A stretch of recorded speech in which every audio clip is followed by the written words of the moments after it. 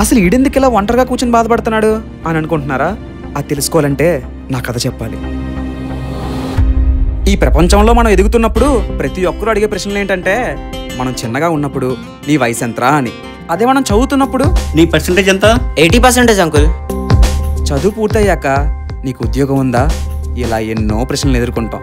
ఇప్పుడు నేనే ప్రశ్నకు సమాధానం చెప్పాలంటే, బాబు ఏ కంపెనీలో ఉద్యోగం చేస్తున్నావు? నేను ఇంకా జాబ్ ట్రై చేస్తున్నాను సార్. ఓ నిరుద్యోగవా? అవునండి, నేను ఒక నిరుద్యోగిని. నా పేరు షౌరిక్. ఎంతోమంది ఇంజనీరింగ్ కంప్లీట్ చేసిన వాళ్ళల్లో నేను ఒక్కడిని.